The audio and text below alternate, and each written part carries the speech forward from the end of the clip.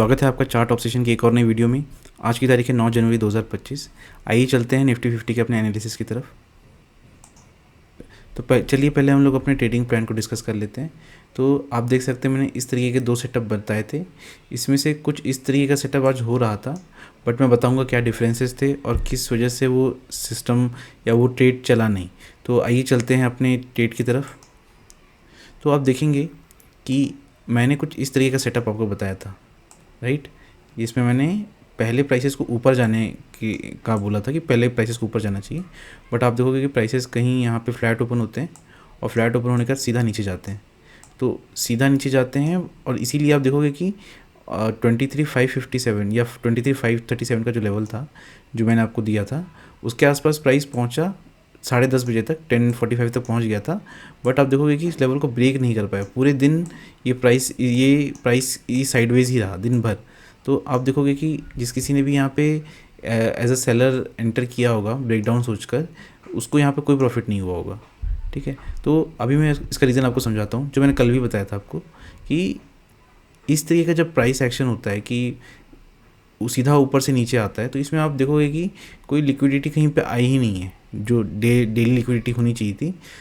जैसे कि मैं बताता हूँ, अगर पहले ऊपर जाता और ऊपर जाने के बाद इस स्विंग में बायर्स आते जिन्होंने अपना स्टॉप लॉस यहाँ कहीं लगाते अपने डेलों के आसपास, और फिर जब प्राइसेस नीचे आते और नीचे आने के बाद हल्का सा रिजेक्शन लेके जब ब्रेकडाउन करते, तो ज़्यादा चांसेस थे इस सेटअप के चलने की, क्योंकि ये जो बायर्स यहाँ पे आते हैं जब इस पॉइंट पे अपना एसएल बुक करेंगे तो इस जो सेलिंग स्विंग होगा उसको ज़्यादा मोमेंटम मिलेगा।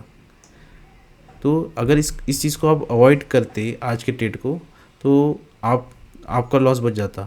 तो इस चीज़ को आपको समझना होगा कि सेटअप आपको बहुत सारे एक जैसे कुछ सिमिलर ही मिलेंगे, बट जो पर्टिकुलर सेटअप मैं बताता हूँ उसमें मैं ये ध्यान देता हूँ कि हमारे जो बेसिक प्रिंसिपल्स है जैसे लिक्विडिटी को हंट करना या स्टॉप लॉसेस लेना, इन सारी चीज़ों को ध्यान में रख के मैं वो देता हूँ।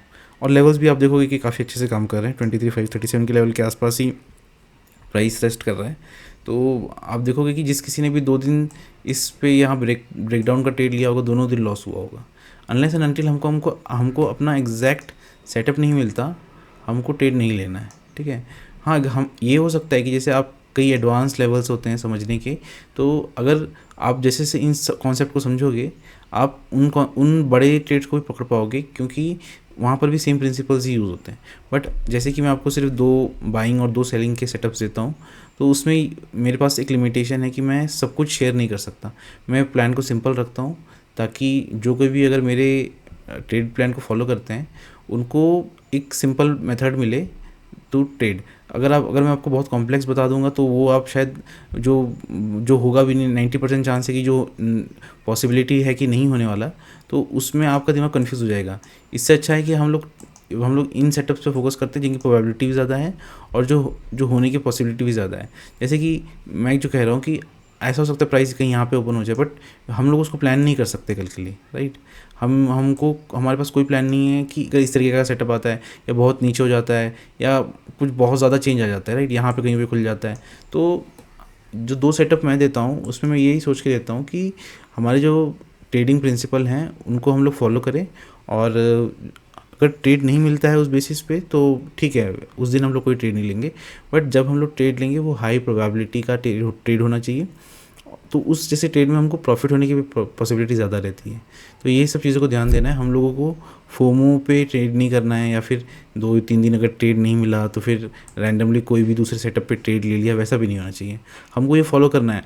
और आप देखिएगा कि अभी कुछ दिन ही साइडवेज हो रहा है, बट ये एक दिन आएगा जब आपको अच्छा सेटअप देगा और आपका जो 1 हफ्ते या 2 हफ्ते में अपने बहुत सारे जो नो ट्रेडिंग डेज गए हैं उनको काफ़ी रिकवर करवा देगा।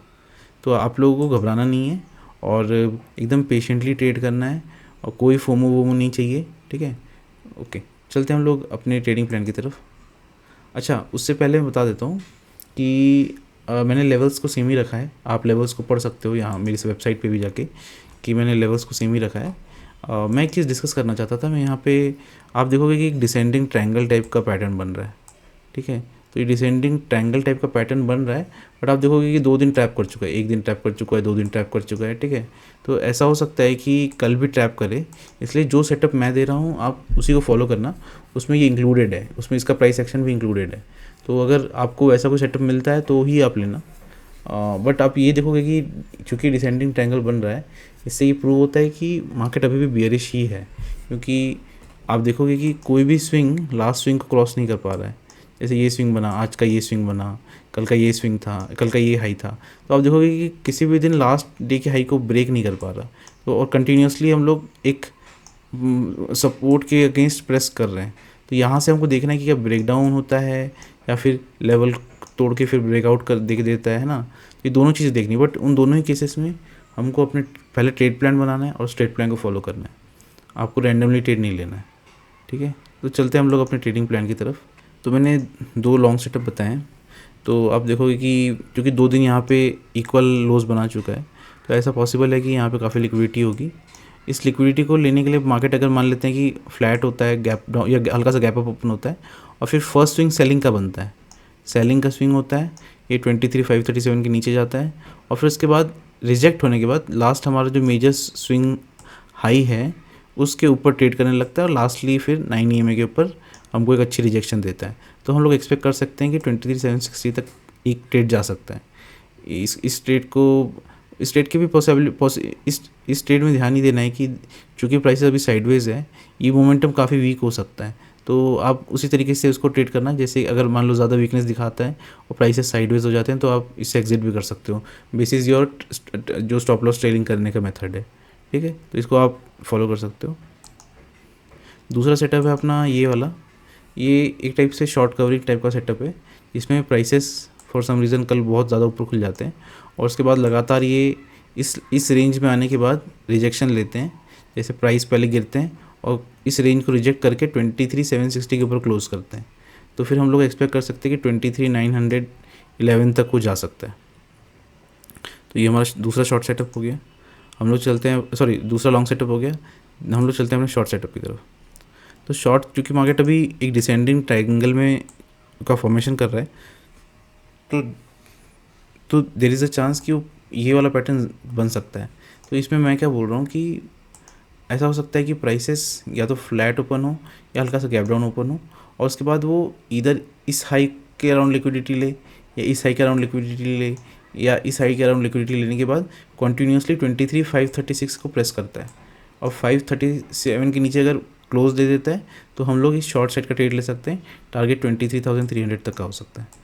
तो ये एक अच्छा सेटअप हो सकता है, क्योंकि एक लार्जर प्राइस एक्शन के थ्रू आ रहा है, और जल्दी भी आपको काफ़ी मोमेंटम भी दिखेगा इस डायरेक्शन में अगर आता है ऐसा सेटअप। तो दूसरा सेटअप हम लोग देखते हैं। दूसरा सेटअप भी चूँकि हमारे पास मल्टीपल यहाँ पे हाईज बन चुके हैं, ठीक है, इसका भी यहाँ पे हाई है, तो there is some buying liquidity over here.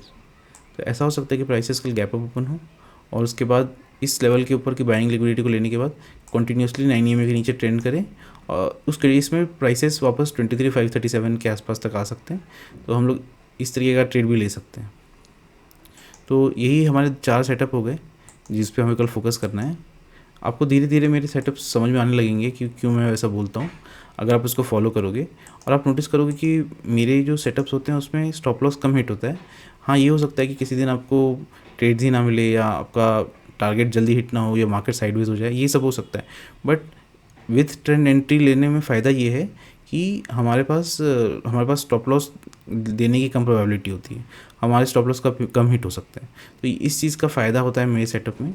आप एक बार इसको एनालाइज़ करो अपने लेवल पे, और आप इसको अपने ट्रेडिंग सेटअप में डालने की कोशिश करो कि जो मैं डिस्कस कर रहा हूँ क्या वो आपको हेल्प कर रहा है कि नहीं कर रहा है।